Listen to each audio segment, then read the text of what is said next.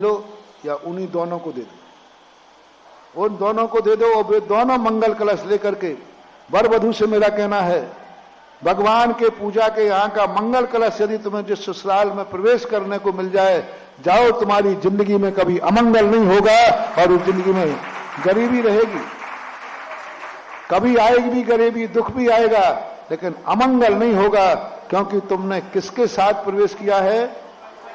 कौन से मंगल कलश के साथ? भगवान के आशीर्वाद से आया है, पूजा से आया है। वो मंगल कलश उन दोनों को दे दो, दोनों हाथ लगाएंगे और वो मंगल कलश लेकर के प्रवेश करो। कहां प्रवेश करना है? घर में। और उसी समय प्रवेश कराने के पहले गंधोदक दे दीजिए, लीजिए, बहुत बड़ी चीज। प्रवेश करते ही जनेम देव का गंधोदक मिला है, जाओ, वे दोनों वर वधू अपनी जिंदगी में कभी कोई कुल कलंक की भाव नहीं करेंगे, कुल कलंक की कार्य नहीं करेंगे, क्योंकि प्रवेश करते ही क्या मिला था? जनेम देव का गंधोदक मिला था। कोई कठिन कार्य तो नहीं बताया, कितना सरल है, इससे तुम नहीं कर पा रहे, ये नहीं कर सकते। और फिर बाद में दुनिया भर कहते महाराज जी हमारा मंगल कैसे हो गया? मांगलिक कहेंगा। एक मंगल ग्रह होता है, बताए लग जाए तो आफत करता है। ये मंगल करके करिए, देखना तुम्हारे जीवन में क्या आता है। ऐसे ही आप सब चीज में, गाड़ी लाए हो, कुछ नहीं, एक पूजा करके देखो उस गाड़ी का चमत्कार देखना। गाड़ी मंदिर के बाहर खड़ी कर दो, घर के पास खड़ी कर दो, आइए मंदिर में अभिषेक कीजिए, पूजन कीजिए, और हो सके तो कलश ले जाइए छोटा सा, और वही विधि आकर के जाकर तुम्हारी पूजा के बचे हुए से साक्षात इन पंडों मंडों से कराने से कुछ नहीं होने वाला। हाँ, कुछ नहीं होने वाला इनसे। ये तो पूजा नहीं कर रहे, तुमने यदि 11 से कम दिए तो वो कोशिश पूजा करा ली, मर गया।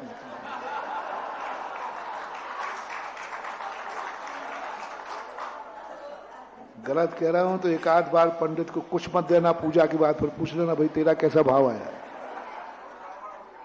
तुमने पूजा करा ली और तुमने कुछ नहीं दिया तो मर जाए, गाड़ी पंचर हो जाए, मिट जाए इसकी गाड़ी। पूजा करा गया और कुछ भी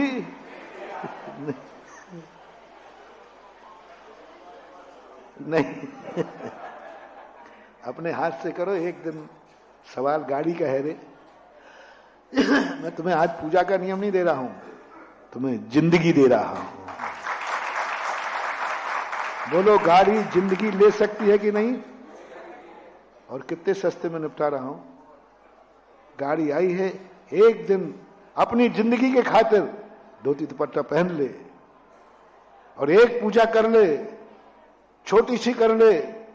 सवाल जिंदगी का है, धर्म का नहीं, भगवान का नहीं, जैन का नहीं, सवाल जिंदगी का है। मैं धर्म की दृष्टि से नहीं बोल रहा हूं, अभी जिंदगी का सवाल है। ले जाओ उससे साक्षात कर ले उस दिन अभिषेक, ले जा गंधोदक, उस दिन का गंधोदक शायद तेरी जिंदगी को बचा देगा। गाड़ी कितना बड़ा एक्सीडेंट हो जाएगा, तुझे खरोच भी नहीं आएगी, क्योंकि तूने भगवान का आशीर्वाद लेकर कहा है। बेटे का जन्मदिन है, उस दिन यही करो, वही दिन करो, यही चल बेटा मंदिर चल, आज जन्मदिन है, भगवान का कलश लेकर आएंगे घर में, सारी साल तेरी कुशल मनाएंगे। ये पुष्प डाल दो, उस दिन उससे अभिषेक करा दो, छोटा है तो उसको गंधोदक दे दो, और किसी दिन दो या ना दो।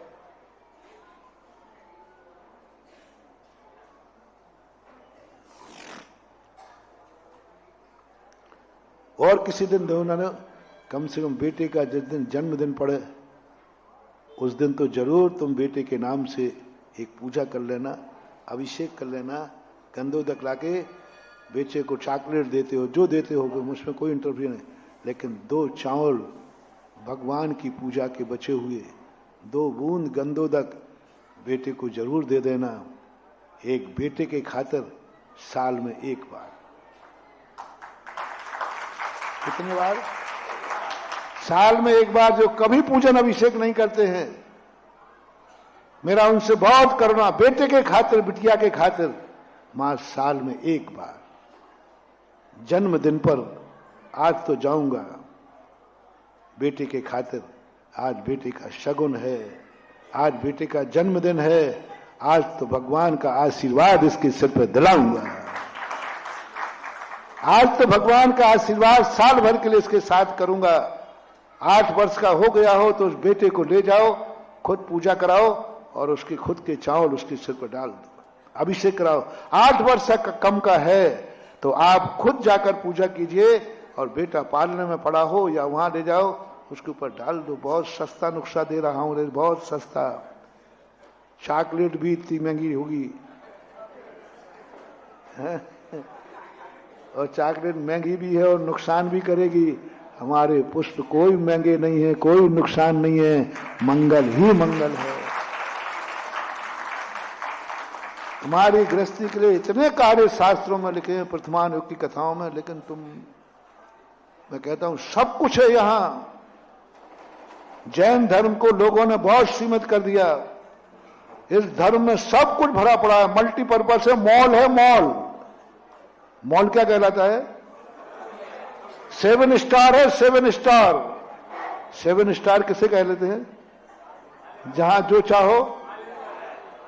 जैन दर्शन बराबर स्टार किसी का हो ही नहीं सकता। सब भरा पड़ा है यहां पर, सब कुछ।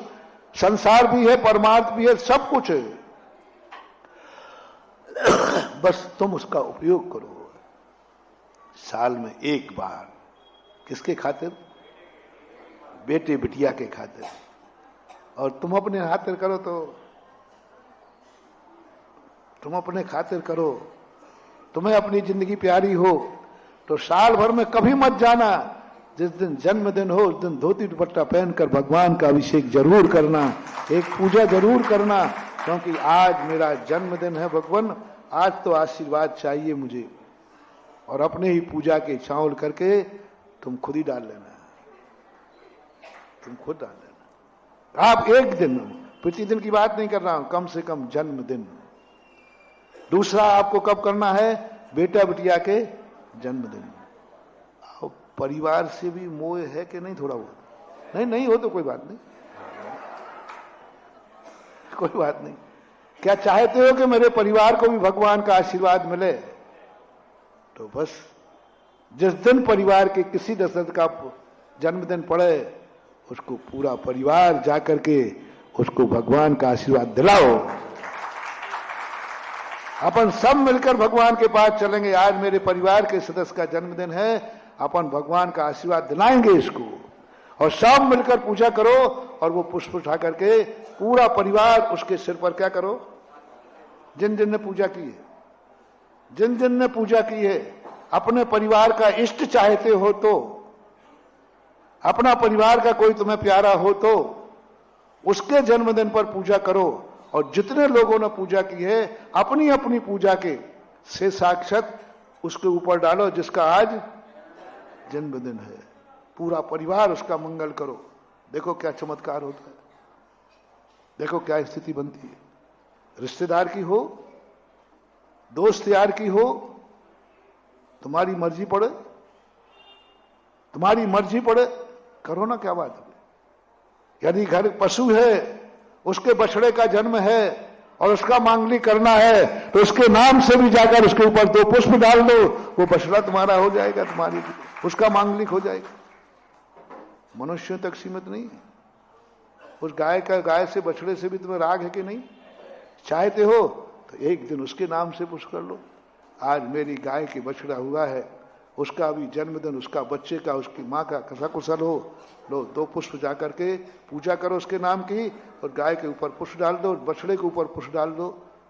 कितने सस्ते में दूध पिलाने वाली गाय और बछड़ा तुम्हें दुआ दे देगा रे। सब कार्य में से जो जो तुम्हारे थे। तो अपना मूल प्रसंग था, सुख के दिनों में रिश्तेदारों को बुलाया जाता है।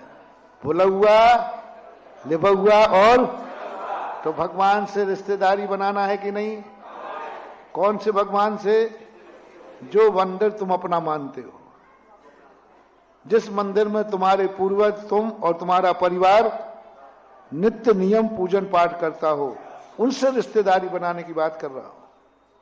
उनके यहां जाना है, वहां पर जाके तुम्हें काम करना है।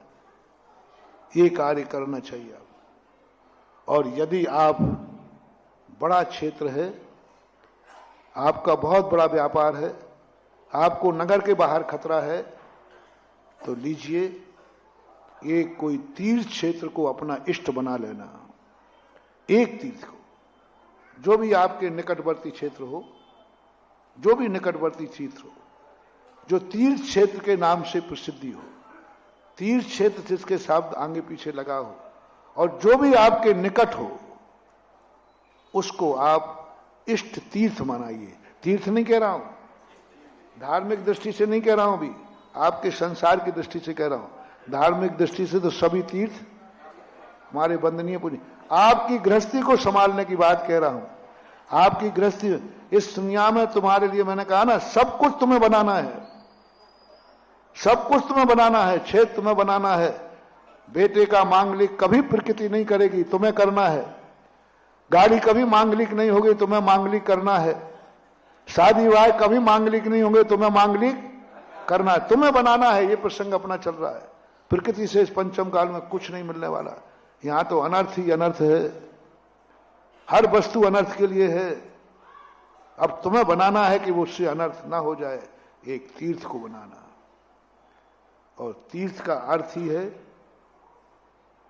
प्रतिदिन नहीं, कम से कम साल में एक बार नियम करना। साल में एक बार पूरे परिवार के लोग जिस तीर्थ पर जाकर एक बार अभिषेक करते हैं, पूजन करते हैं अथवा विधान करते हैं, वो तीर्थ से उनकी रिश्तेदारी हो गई, वो तुम्हारा सगा ब्याई जी जैसा हो गया। अब वो दुख के दिनों में आएगा। दुख के दिनों में कौन रिश्तेदार आएगा? जिसको तुमने सुख के दिनों में कभी बुलाया होगा, वो आएगा काम में। जो सुख के दिन में नहीं बुलाया, वो कहते काय को जाना है, सुख का दिन तो जब बुलाया नहीं। किसी को सुख के दिन में नहीं बुलाओ और दुख के दिन में बुलाओ, तो वो क्या कहते हैं, हाँ अब आ गए बुलाने। ऐसे यहां समझना मान हुआ। मंदिर में यदि तुमने तीर्थ क्षेत्र के किसी भगवान को दुख के दिनों में बुलाया, तो वो कहते हाँ आ गया पट्टा, अटकी पे गधा, उसमें पाप कह रहा है। नहीं, आप सुख के दिनों में उस तीर्थ क्षेत्र को साल में एक बार पूरे परिवार का नियम होना चाहिए। मैंने ये व्यवस्थाएं बना दी हैं। जब से मैंने शास्त्रों में पढ़ा, तो मैं तो एक ही भाव रहता है, इस पंचम काल में मोक्ष तो नहीं है, लेकिन कम कम संसारी संभाल लूं तुम्हारा तो बहुत है। संसार संभल जाए तुम्हारा, इतना ही बहुत है। इसलिए मैंने जगह जगह हर तीर्थ क्षेत्रों पर असीमकालीन भक्तांबर रखा है। तीर्थ क्षेत्रों पर रखा है, मंदिरों में नहीं रखा। मैं अभी कहां रखा है? जितने भी तीर्थ क्षेत्र राजस्थान में प्राय सभी तीर्थ क्षेत्रों पर एक असीमकालीन भक्तांबर रखा है। और सबसे लोगों से कहा है, जो इस तीर्थ क्षेत्र से रिलेटेड रखते हो, वे कम से कम साल में एक बार आकर के भक्तांबर करें। एक बार पंचपरमेष्ठी कर लेना, कोई एक्सवाइज। वहां अभिषेक करना है, साल में एक बार विधान या पूजा करना है, और वहां के से साक्षात वहां का गंधोदक अपने घर लेके आना है, किसी एक तीर्थ क्षेत्र का। जो जो मेरी बातें सुन रहे हैं, कल के दिन फिर मत कहना महाराज जी हमारा व्यक्ति वहां आने यहाँ गया था, वहां व्यापार बहुत खतरा है, कुछ भी हो सकता है। बाद में मत रोना, मैं पूछूंगा तुमने किसी तीर्थ क्षेत्र को इष्ट बनाया? नहीं बना, भागे यहाँ से, आ गया यहाँ परेशान करना। आजकल मैंने अपना पैटर्न बनाया, बड़े परेशान है हम आपसे, महाराज जी हमारा ये हो गया, हमारे। तो हम पहले गए, तुमने ये किया क्या? नहीं किया। तो हम कहते चल बाहर निकलो यहाँ से। उसकी सुनूंगा मैं। जिसने तीर्थ क्षेत्र को इष्ट बनाया है, फिर भी गड़बड़ हुआ है, तो फिर मैं थोड़ा सा उसके लिए सहानुभूति दूंगा और भगवान को भी उलाय ना दूंगा। भगवान एक बना लेना तुम अपने सभी सारे भारत के लोगों से कहना है, साल में एक बार किसी तीर्थ क्षेत्र पर जाकर के एक विधान जरूर करना। एक, हम हमेशा के नहीं कह रहा हूं, कम से कम कह रहा हूं, एक बार, एक दिन का समय निकालो। कितनी बार आप बाहर जाते हैं, कितनी आपकी दुर्घटना है, व्यापार धंधा आपका कितना बाहर से चल रहा है, प्रतिदिन जाते हो, प्रतिदिन धंधा कर रहे हो। हम तो साल भर में एक बार घंटे भर को चले जाओ, चले जाओ, चले जाओ, मान जाओ, मान जाओ, मान जाओ। ये शास्त्र की भाषा बोल रहा हूं, मानते हो कि नहीं? नहीं तो फिर सुधा सागर की भाषा बोलो, मान जाओ, मान जाओ, मान जाओ, नहीं तो फिर भाड़ में जाओ। अब क्या, इतने अच्छे से समझा। एक दिन साल भर में, एक दिन बच्चों से भी कहो, सबसे कहो, अपना इष्ट देव एक बार चलो तीर्थ क्षेत्र पे चलते। और यदि उससे भी बड़ा तुम्हारा स्थान हो, विदेशों में हो, पूरे भारत में तुम्हारा व्यापार क्षेत्र हो, तुम पूरे भारत, तो एक क्षेत्र ऐसा बनाना जिसे सारा विश्व मानता हो, जो सारी दुनिया का आस्था का केंद्र है।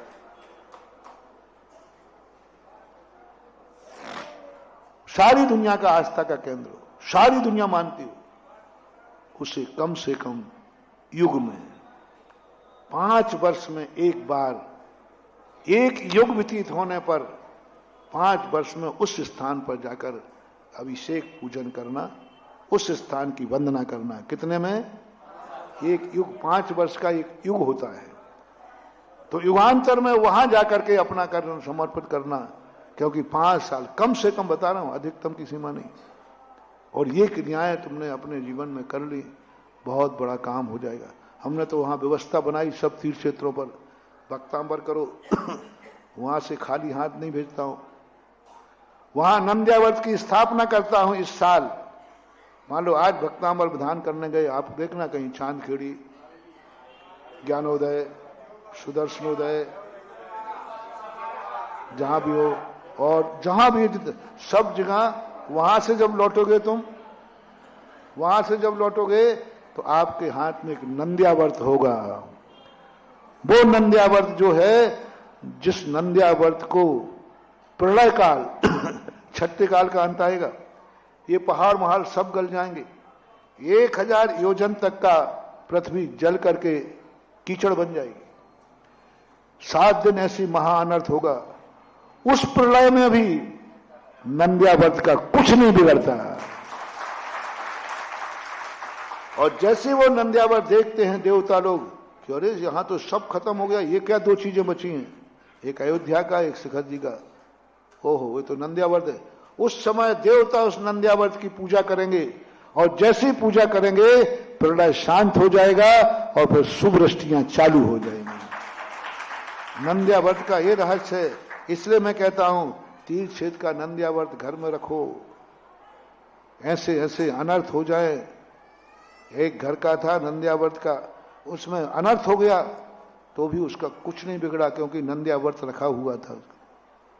नंद्यावर्त एक बहुत बड़ी शक्ति है, कभी और बताऊंगा, अभी अपना कार्यक्रम भी दूसरा है। तो वो नंद्यावर्त का कार्यक्रम, नंद्यावर्त, वो नंद्यावर्त वहां से लाओगे, और एक चांदी की मुद्रा भी वहां से लाओगे, जो तुम्हारे अर्थ के सूचक बनेगी, जो तुम्हें पूजा से मिली है, जो एक भेंट में मिली है, और भगवान के दरबार के साथ तुम्हारे वहां भेंट में किसी ने दिया है, दरबार पर भेंट दिया है, वो चीज को घर में प्रवेश कराओ। कितने बार कह रहा हूं? साल में एक बार। अब तुम्हें जितने तीर्थ क्षेत्र चाहिए है, उतने क्षेत्रों पर भक्तांबर विधान, पंचपन, जो भी आपको करना ये करिए। ये आपको बनाना ही पड़ेगा। इस संसार में कुछ भी बना हुआ नहीं मिलना है, सब कुछ तुम्हें बनाना है। ये अपनी चर्चा चल रही थी, अभी और अपन उस पर आगे चर्चा करेंगे। आज एक